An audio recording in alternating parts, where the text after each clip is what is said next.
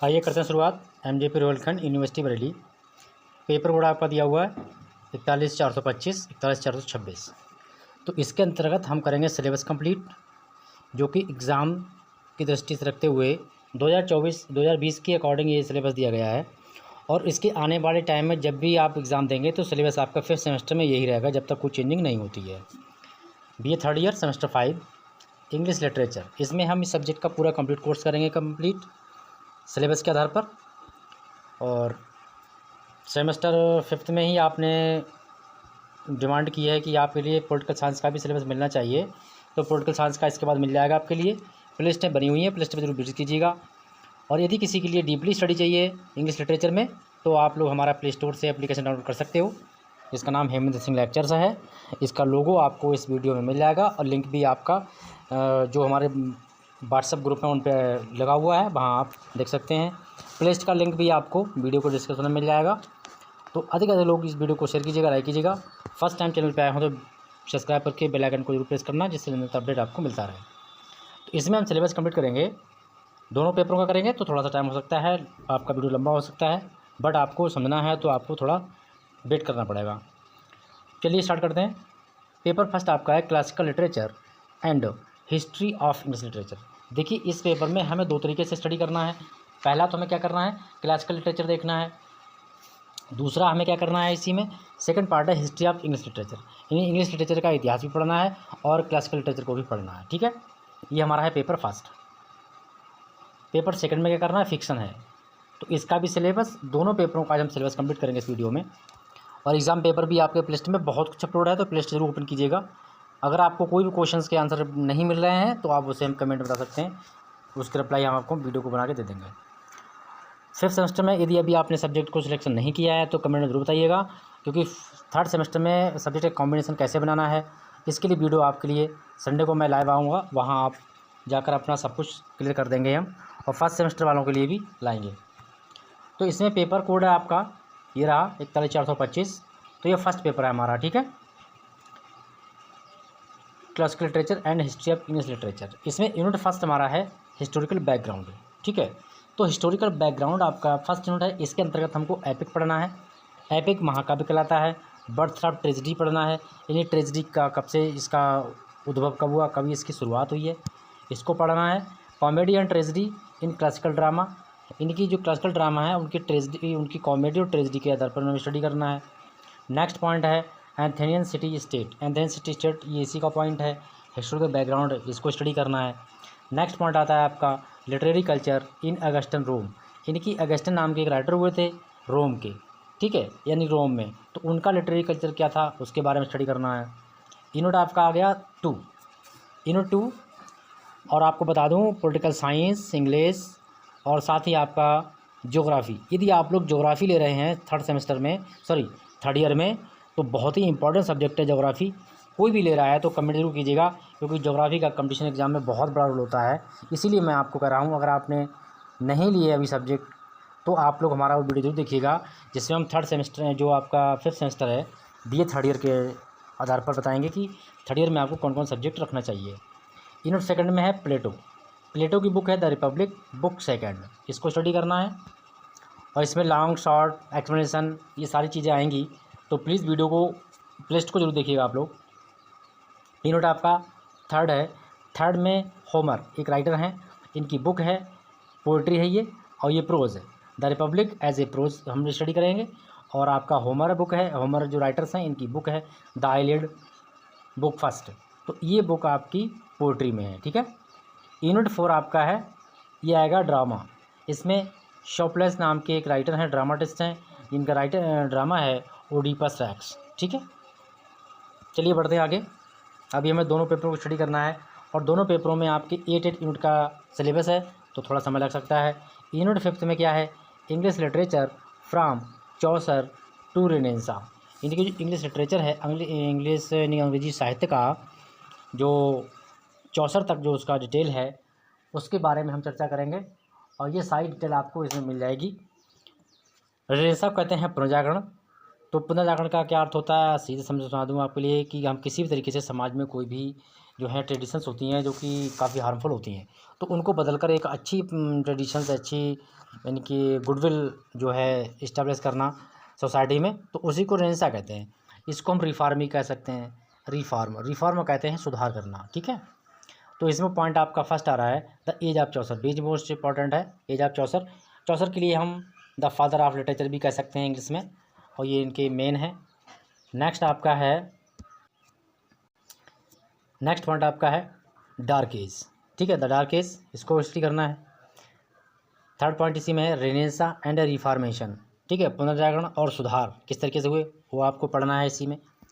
Next आपका दिया हुआ है मेरिकल एंड मोरलिटी प्लेस, इनकी मेरिकल एक चमत्कारी होता है, मोरलिटी प्लेस यानी कि नैतिकवादी जो प्ले होते हैं उनको स्टडी करना है। आगे बढ़ते हैं आप, यूनिवर्सिटी ऑफ बिट्स, तो इसको स्टडी करना है। ये वेरी मोस्ट इंपॉर्टेंट पॉइंट है इसका, इसमें यूनिट नंबर 5 में। चलिए यूनिट नंबर 6 देखते हैं, अभी यूनिट नंबर 5 में और 2 पॉइंट बचे हुए हैं। इसमें एलिजाबेथन पोइट्री को स्टडी करना है एंड मेटाफिजिकल पोइट्री, यानी इनके अंतर्गत जो भी राइटर्स हमारे हैं, जो भी पोएट हैं, उनको स्टडी करेंगे। लॉन्ग क्वेश्चन, शॉर्ट क्वेश्चन, ये आपके लिस्ट में अवेलेबल है, मैं फिर आपको रिपीट करा रहा हूँ, उसको जरूर ओपन कीजिए, वहाँ देखिए, दोस्तों में जरूर शेयर कीजिएगा और अधिक से अधिक अपने दोस्तों को जोड़िएगा, क्योंकि अब आज से आप लोगों के लिए तीनों सेमेस्टर का कंटिन्यू जो कंटेंट है वो प्रोवाइड कराया जाएगा।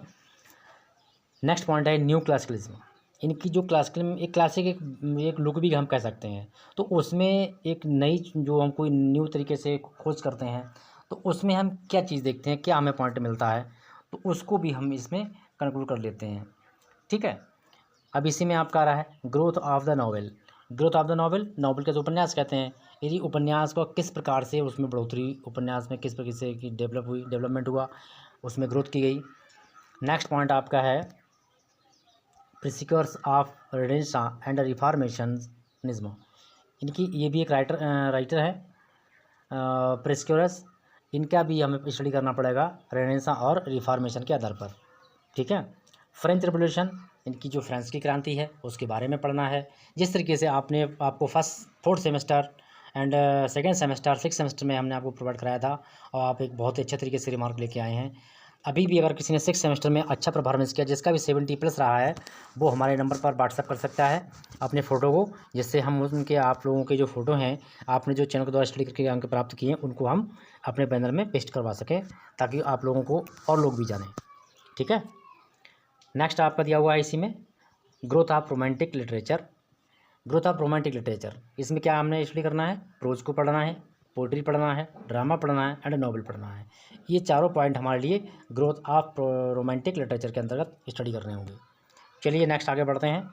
अगला आपका यूनिट है 7 the romantic age and 19th century, यानी कि रोमांटिक एज तो है बट 19th सेंचुरी की बात हो रही है। इसमें भी हमें क्या क्या देखना है, growth of Victorian literature.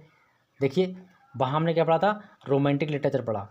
Unit 6 में 7 में क्या पढ़ना है, विक्टोरियन लिटरेचर पढ़ना है, जिसमें prose, poetry, drama and novel. Prose, poetry and drama, novel, ये भी हमें इसी में पढ़ना है। पढ़ने की सारी चीज़ें वही हैं, लेकिन चेंज क्या है, पीरियड चेंज है। यहाँ पर ग्रोथ ऑफ रोमांटिक लिटरेचर है या ग्रोथ ऑफ विक्टोरियन लिटरेचर है। नेक्स्ट इसी में क्या पॉइंट है, प्री रिफ्लाइट पोइट्री 1990s, इसके बारे में हमें स्टडी करना है। चलिए यूनिट नंबर 8 को देखते हैं। यूनिट नंबर आपका 8 है, 8 में दिया हुआ है द 20th सेंचुरी, यानी कि 20वीं शताब्दी में क्या हुआ था, तो उसमें क्या पढ़ना है, जॉर्जियन पोइट्री पढ़नी है, ठीक है। इमेजिज्म एंड सिम्बोलिज्म पोइट्री पढ़नी है। नेक्स्ट आगे बढ़ते हैं, इसी में कुछ पॉइंट अभी और हैं, तो इसमें देखते हैं हम 20th सेंचुरी में क्या करना है, नॉवल पढ़ेंगे। कौन से novel, psychological novel, stream of consciousness novel, 20th। Next point आपका है 20th century drama. 20th century drama में क्या पढ़ना है, ड्रामा ऑफ आइडियाज़ पढ़ना है, एपिक थिएटर पढ़ना है और फेमिनिज्म पढ़ना है। तो 20th सेंचुरी ड्रामा में हमें 3 टॉपिक की स्टडी करना है, क्या, drama of ideas, epic theatre and feminism, ठीक है। और एपिक थिएटर के बारे में आपको कोई क्वेश्चन बता चुका हूँ पिछले पेपरों में, वीडियो में मिल जाएंगे आपके लिए। नेक्स्ट पेपर सेकंड की बात करते हैं, तो पेपर कोड आपका है 41,426 है, लिटरेचर, नाम पेपर का है फिक्शन। एक प्रकार से स्टोरी जैसी कहानी होती हैं इसमें, तो अब इनको हम पढ़ेंगे, इसको भी हम 8 यूनिट के माध्यम से स्टडी करेंगे, समझेंगे। पहला यूनिट आपका लिटरेरी टर्म्स है। लिटरेरी टर्म्स क्या क्या आता है, प्लॉट होता है, करेक्टराइजेशन दिए होते हैं, नैरेटिव है, नैरेटिव टेक्निक है एंड स्ट्रक्चर है, एलिमेंट ऑफ नॉवेल है। तो ये हमें पढ़ना है लिटरेरी टर्म्स के अकॉर्डिंग। नेक्स्ट पॉइंट आपका है सेकंड में पूछ रहा है अर्लियर ट्रेंड्स फिक्शन, यानी फिक्शन में शुरुआती ट्रेंड्स क्या कह रहे थे, किस किस का चलन रहा था। तो शुरुआती फिक्शन जो थी उनमें ट्रेंड किसका था, चलन किसका था, ट्रेंड में चलन। Picaresque novel, historical novel, gothic novel, epistolary novel, regional novel and domestic novel. तो इस तरीके से नॉवेल एरियर ट्रेंड्स में थे फिक्शन के आधार पर। चलिए अगला यूनिट देखते हैं थर्ड यूनिट में क्या दिया हुआ है, trends in 20th and 21st century, यानी कि 20वीं और 21वीं शताब्दी में किस प्रकार का ट्रेंड था।